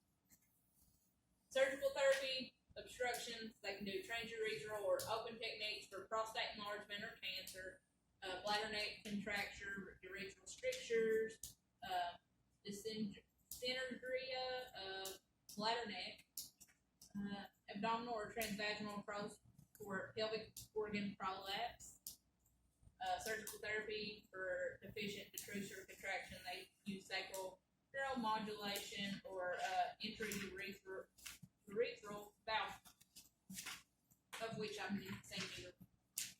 There is your prostate with BPH. It goes like right around urethra. When it swells, it shuts it off. Let's see here. Acute urinary retention is an emergency. Insert catheter. Consider an indwelling. Make sure you ask the doctor. A lot of times, if there's not that much retention, you're probably going to need an indwelling. That way that you can let that bladder, because you like to leave it in for a few minutes to make sure you get everything out. I've had almost 2 liters, if not 2 liters out on some of these people with urinary retention, so you're just better off to go in with this Foley and let it hang for a while. Also, some of these people, if they have like BPH and stuff, you pull that catheter out, it's just gonna shut back. So what they'll do is they'll send them home with like a leg bag for a couple days, have them follow up with urology and go from there. Patient teaching to minimize risk, drink small amounts throughout the day, be warm when trying to avoid excess alcohol. Patient teaching if unable to avoid, drink caffeinated coffee or tea to increase urgency, give them a warm bath or shower. Cause I don't know about you all, but every time I put my kids in the shower and that warm water hits, they think they have to their best. And I don't think that's just a boy thing. I think that's just everybody thing. So my kids are like, as soon as Mom, I got pee. Make sure that if they can't void after the warm bath or shower or caffeinated drink, that they go to the emergency department. Seek medical care. Chronic urinary retention behavioral methods, scheduled fluiding every 3 to 4 hours. Catheterization, they get intermittent catheterization. Surgery, drugs. Catheterization, this should be a review. You all had catheter care last semester, so all this here should be a review. Indications for indwelling catheter, it is on table 4520 on page 1051, but we'll just run through these. It's the same thing. Relief for urinary retention, bladder decompression pre-op or post-op. A lot of times if you go to have surgery and they don't see you pee right before you go back, you're gonna wind up with catheter. I don't know if anybody ever tells you that, but that's what happens. Facilitate surgery, facilitate healing, accurate eyes and O's, especially in critical care. They've got stage 3 or 4 pressure ulcers or terminal illness. They'll do them with terminal illness just to keep it comfortable. They can indications for intermittent relief of urinary retention, diagnostic studies. A lot of people, you'll get little confused patients come from the nursing home. You can't get a good urine on them. You may have straight cath on, get it, which is the same thing as pretty much intermittent. You straight cath them, get your urine, pull it out, send your urine off. Urodynamic testing, sterile specimen, medication installation, measure PVR, unacceptable reasons for catheterization. Routine urine specimen. If it's pretty much what I'm saying is, you've seen these people that go into the ER and they say if you don't give us the urine, we're gonna cath you. Technically, you should do that. Have I done that? Yes. But you're not supposed to do that.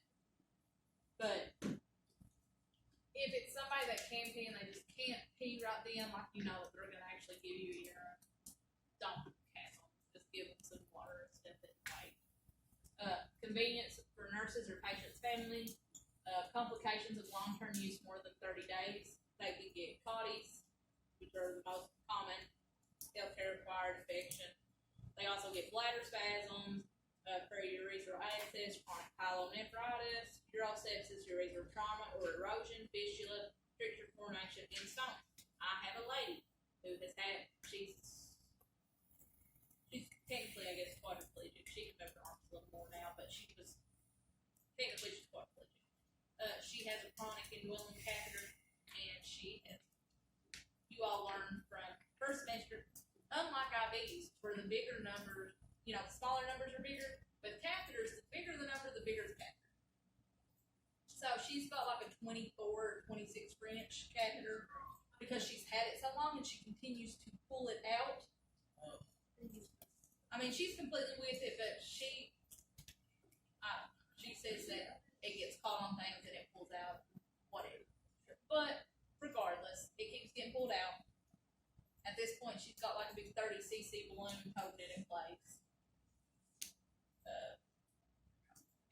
And she continues to pull it out, so you have to keep, and it still leaks. With a 24 French catheter, it still leaks around the side.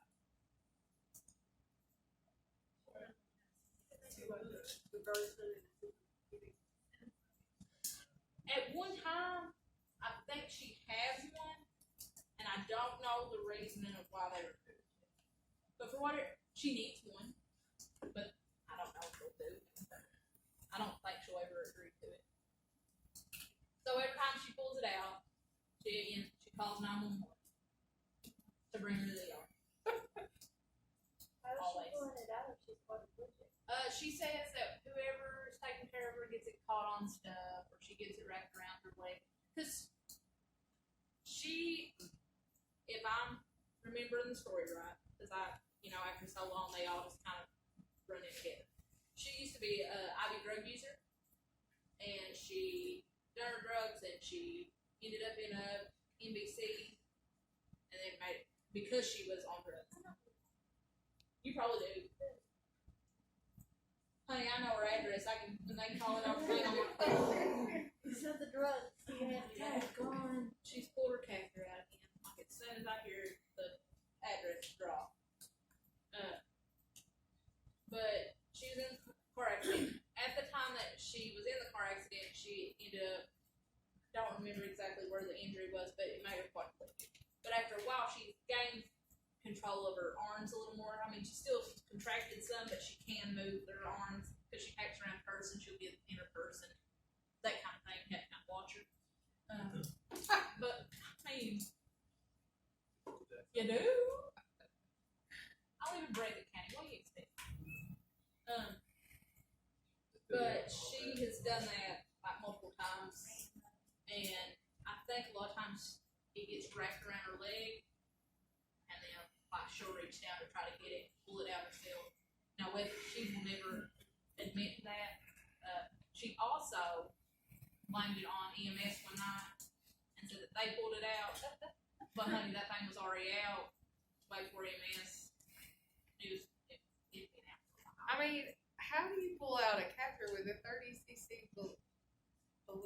I had this little old lady when I worked in the nursing home because I had a crap ton of nursing home stories through my 3 months there, but she pulled hers out, and it had been pulled out a while, balloon and all, and I think it was a 20. It wasn't a 30, but it was 20cc, and she didn't normally have catheters, so I mean she would. It was like a 16 inch. It was like I was like, because I was like, that's a big balloon come out of a little hole.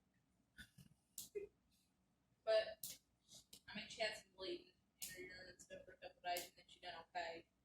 But, the lady that I was talking about, that's the quadriplegic, she caught hers on Sunday. Because she, like I said, she has regained some movement. It's still restricted. It's not like she can walk or anything, but she can move that, her leg a little bit. And I think she's caught it and she pulled it, and she come in. She told me EMS had pulled it, and that she needed to replace it. Hadn't been replaced in months or whatever. When I took it out, it had been pulled down and like stuck in her urethra, so it wasn't draining anything. So as soon as I pulled it out, it was like blood, like hematuria. With those catheters, only irrigate with order, not routinely. If you open that thing to irrigate it, you're going to introduce bacteria and stuff. Maintain catheter placement, catheter care, fluid intake, comfort, safety, prevent infections. Catheter construction. Like I said, the higher the French, the bigger the catheter. It's made of different materials: Teflon, coated latex, silicone, plastic, hydrogel coated silicone, silver, or antimicrobial agent coated. Those usually help prevent your caries. Tip shape, that's where your Coude kind of comes in place, especially with men with prostate issues. Lumen size, most women have a 14 to a 16, and men are a 14 to 18. I've had men with strictures, and that I'm lucky to get a 10 French in. And they don't make those very long because they're made more for kids, and so then they don't break. And it's a mix. Balloon capacity is 5 to 30. Tissue erosion can occur if the catheter is too large, and also occur if they tear it out 25 times a week. Types of catheter, you got 4 routes: urethral, dural, suprapubic, and then frostomy tube. Here is your types of catheter. This is just your simple catheter. You've got this mushroom tip one that's a lot of times they use it for the suprapubic catheterization. Wingtip male cot catheter. It holds it in place for temporary these here are indwelling catheters with the balloon inflated. You've got this, D, there's your balloon inflated E. This is your Coude, it's got that curved tip. And then, this three-way one, the third lumen, you've got the normal lumen that pumps the balloon up, and then you've got the third lumen that you use irrigation and irrigate the bladder. That the CDI type of lead, It has to be a three-way. pretty well. Um, Will we see those in the future besides in practice? what now? Will we see the catheter stuff? Yes, Each side. You will see the catheter. Like know the different women. You won't have to like know the difference, like know with like BPH that you're gonna have to use probably Coude, but it's more like prevention of it, like CODIs. Where you, which we're getting ready to talk about, like prevention of CODIs. Determine the need for catheter. Provider must order it. If you do end up meeting the need, as soon as it can come out, remove it. Appropriate size and type of catheter, insert catheter in the patient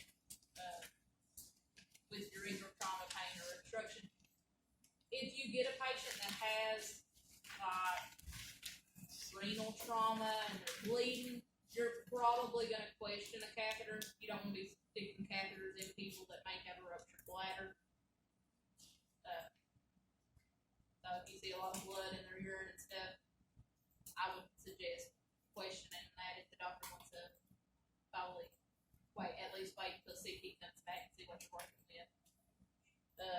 Develop a plan of care to decrease risk of infection, stay sterile, catheter care, soap and water,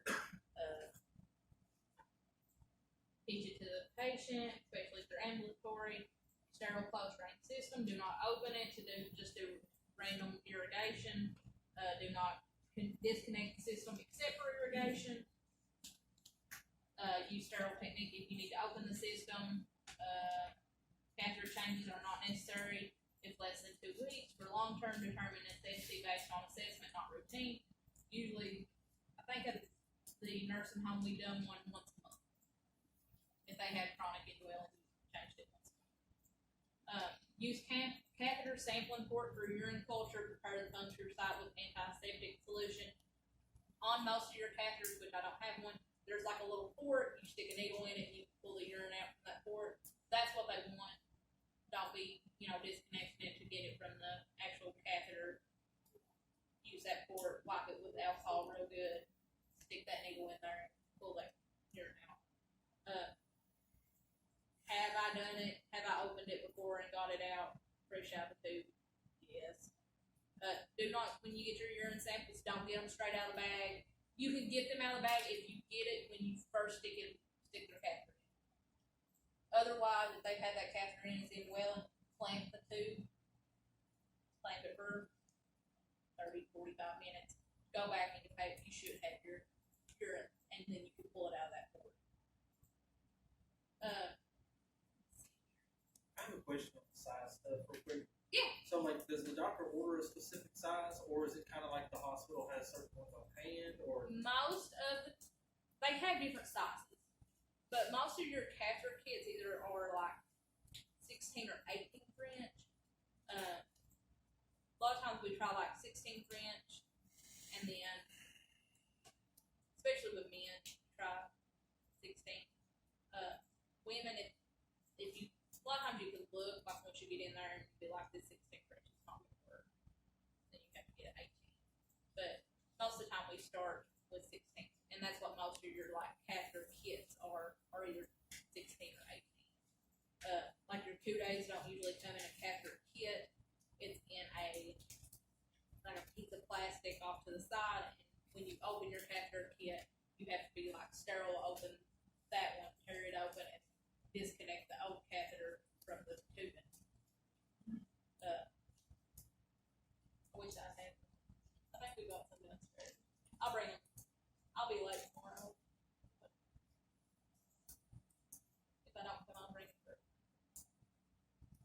But either way, I'll bring one either tomorrow or Thursday and show you kind of, because you all have the kits that or automatically, they got everything in them. And I'll bring one on Thursday. I may not be here tomorrow, I don't know yet, but I'll bring it on Thursday. Becky will talk to you, and we'll just kind of run through that before we start the payment that way. Write me a note, Taylor. Get the counter stuff, cause I forget. Use leg bags for long-term catheter use. If, reusing collection bags, make sure you clean it thoroughly. Remove the catheter as early as possible if you're in cases of bacteria and potty with intermittent catheterization. External catheters like the condom catheters or like the Pure Wigs, those are technically, I guess, those are external catheters now. They don't have as many bacteria and stuff. Make sure that your nurse maintains unobstructed downhill flow. Keep the bag below the level of the bladder. Don't put it on the floor. Lord. Empties the collection bag regularly, reports output, provides perineal care 1 to 2 times a day in PRN. Do not use lotion and powder near the catheter. That is like my pet peeve. I'll go in there and you get some little nurse aid and they lathered it down with powder. I don't want no powder. So basically, we need to know that chart on 1052. Yes. Securement device, I don't know if they showed it to you, it's like a little sticker, it's got a little plastic piece, holds it in place on their leg so that it don't pull. Make sure you use that.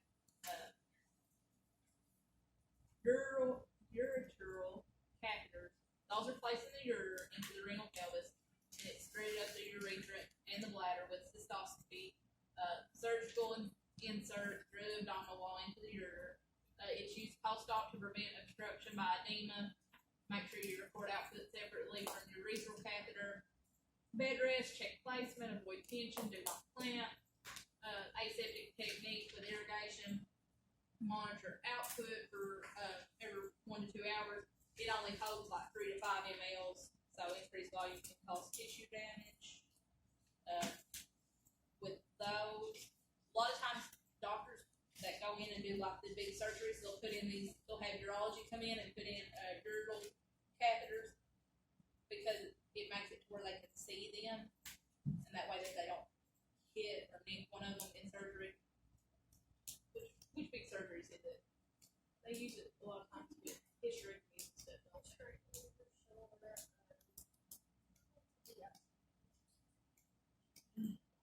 Exactly, they have time. They don't usually have time.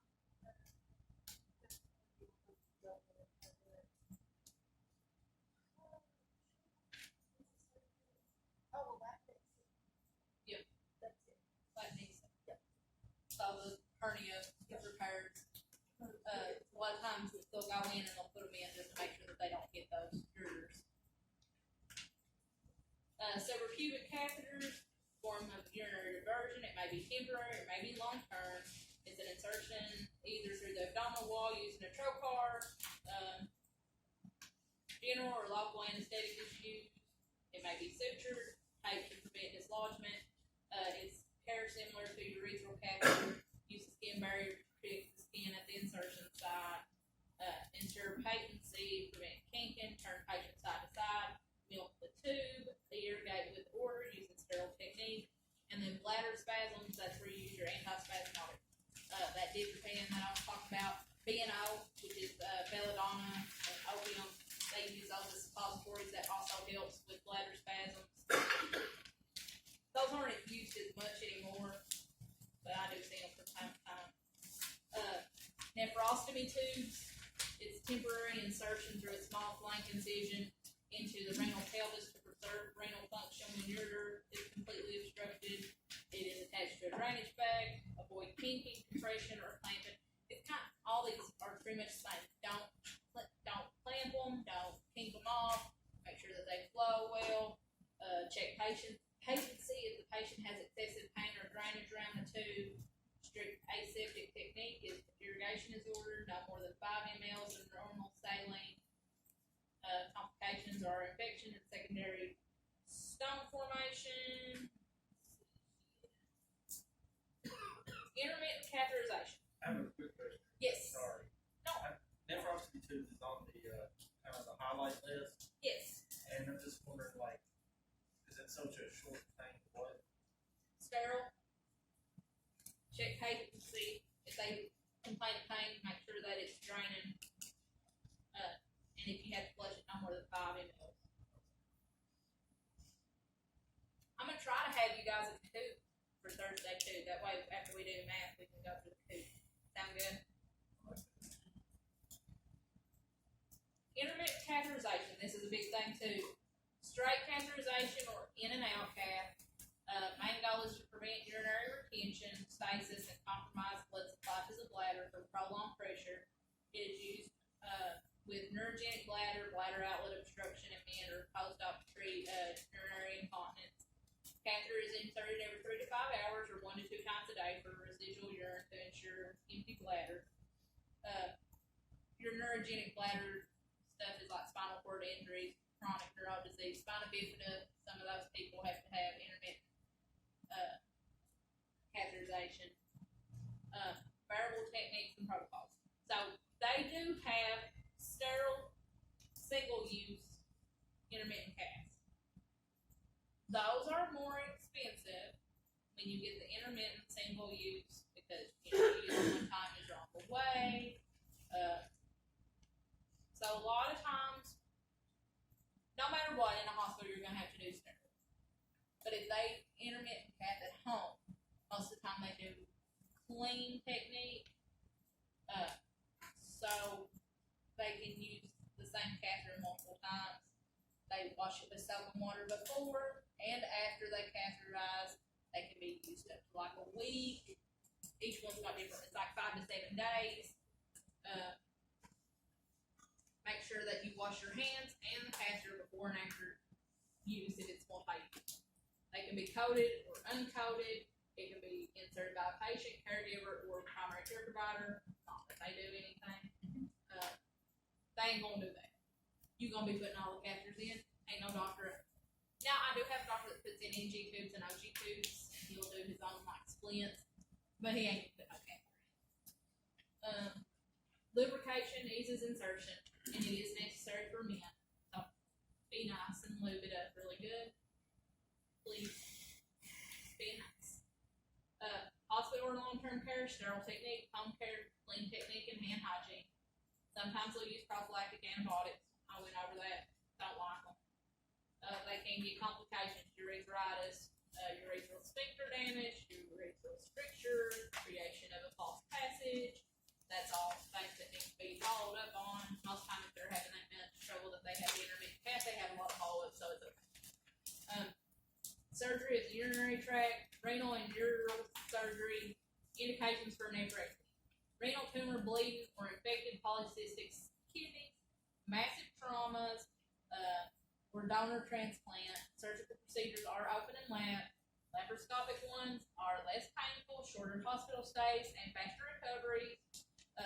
Open, you get 6 to 10 inch incision in the flank or abdomen. Those people are at more risk for pneumonia and such things like that because they don't breathe deep and they don't want to move. Laparoscopic, they get 3 to 5 puncture sites. Surgery to ureters and kidneys, remove obstructing stone, congenital abnormalities or a urinary diversion. Pre-op management. You can look back at chapter 17 and 18, but you don't really need to. Make sure that they ensure adequate fluids and normal electrolytes. They may have pain from a position in the OR. In the OR, when they do like those open procedures especially, they're hyperextended on whichever side, and it's sidelined, so that position causes them to have muscle aches after surgery. Make sure that they have at least one working kidney when they remove the other kidney. You would be surprised. Something craziness. Sorry. Urine output. This thing is making me walk because I moved my hands so much. Urine output. Measure and record Q1 to 2 hours. Total output is 0.5 mLs per kilogram per hour. You're not going to have to remember that. Don't worry about that. Check dressings. All the catheters have to be recorded separately. So if they have a ureteral catheter, nephrostomy tube, all those have to be, each one of them. Do not clamp or irrigate without an order. Note the color and consistency and catheter patency. They may have some mucus, blood, sediment, daily weights, same time every day, same type of clothing, and then same scale. Post-op, respiratory status, nephrectomy flank incision is painful. Administer analgesia, so patient can participate with turning, coughing, and deep breathing.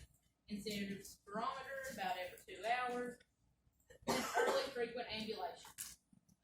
Abdominal distension, monitor paralytic ileus, check bowel sounds.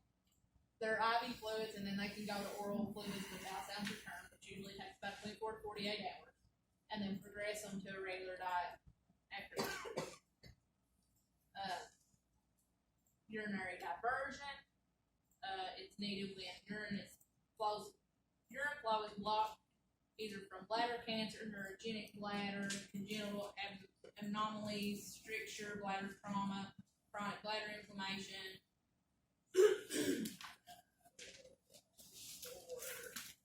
There are types of urinary diversion. The only ones that you'll probably see that much is nephrostomy. Sometimes they'll have the ileal conduit that nephrostomy.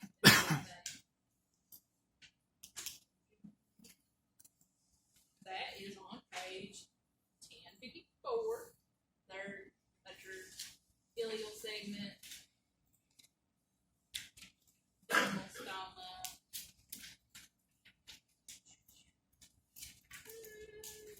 Cannot read. Cutaneous urostomy on the abdomen is this one right there. The second one is same thing. And then this last one down here, that's nephrostomy tubes. So That's the one you see the most, what now? the nephrostomy tube. Nephrostomy tubes, and you might see an ileal conduit from time to time. It's not super common. You seen them a whole lot, Taylor? I haven't seen them a whole lot. If you get nephrostomy tubes are not used as much as they used to be because it's one of those things that's sterile. You don't want to have it for a long Or period get of time. anywhere that'll put them in. Yeah, We have a lot of trouble finding folks to put in for folks that have to have. a lot of times Intervention those people radiology. have to go. Yeah, have to go somewhere else. They can't come around here. Incontinent urinary diversion. So it's a diversion to the skin. They have to wear the appliance, kind of like colostomy. They have to wear the little appliance. Your ileal conduit. You can see that one a little more common around here because if they have to do them, they're more likely to do these than the nephrostomy tubes. But a lot of times you'll see people that are really sick that need nephrostomy tubes. So let's see here.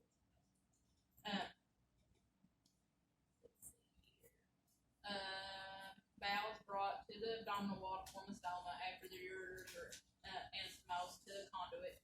No valve, so it's no voluntary control, and that's why you have to have the little bag that it droops into. There is your little urinary stoma.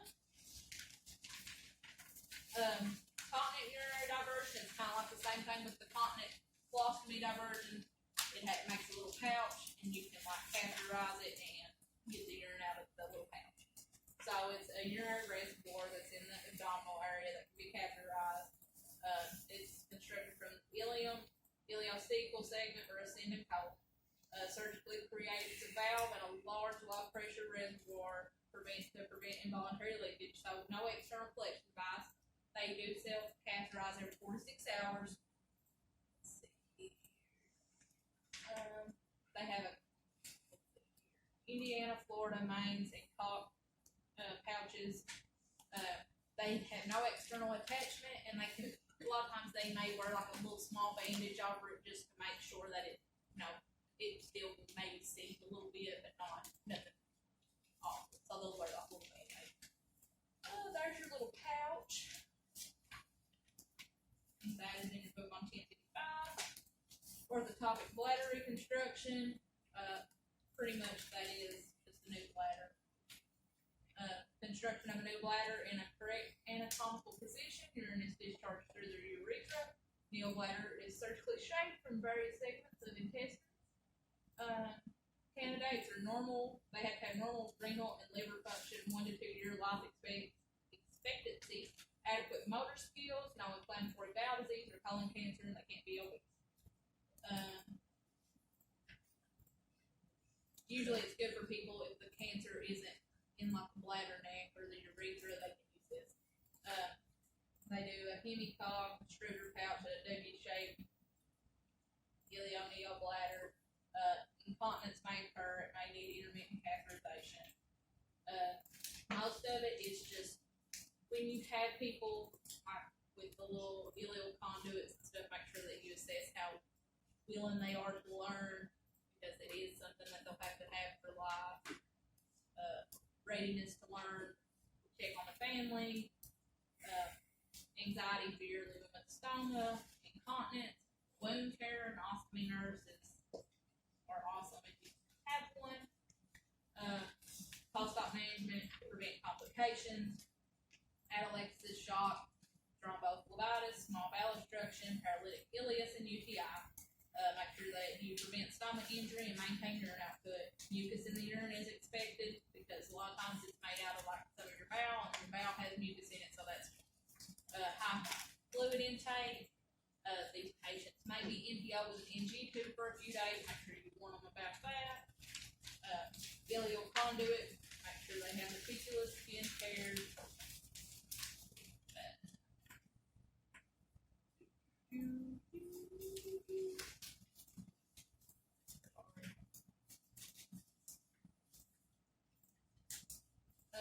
Avoid alkaline incrustations with dermatitis, yeast infections, product allergies, shearing effects, excoriation. Stoma will shrink within the first few weeks, just like with colostomy, they get smaller. So most of the time they're not measured for like a permanent device for like 7 to 10 days. Continent diversion, make sure that they know how and when to catheterize and irrigate those. It's usually every few hours, and then as it goes on, then they can extend it to every 4 to 6 hours. And then if they have to irrigate it, make sure they irrigate with either normal saline or sterile water. There's your alkaline incrustations. Orthotopic bladder, catheterized for post-op urinary retention. Bladder control, it may take them up to 6 months. Empty bladder every 2 to 4 hours by relaxing outlet sphincter and bearing down with the abdominal muscles. They do not feel the need to void. And then follow up Ashgram in 3 to 4 weeks. Body image, turbulence, concerns, personal, professional, sexual, recreational activities, symptoms of obstruction or infections, ostomy care, stoma may shrink as it heals, appliances, face plate with adhesive, collective pouch, drainage opening, proper fit is important. Need to know where to buy supplies, emergency contact numbers, ostomy clubs, follow up visits with a healthcare provider, wound care nurse, and there's a retracted urinary stoma with a pressure sore, oh my god, from face plate above the stoma.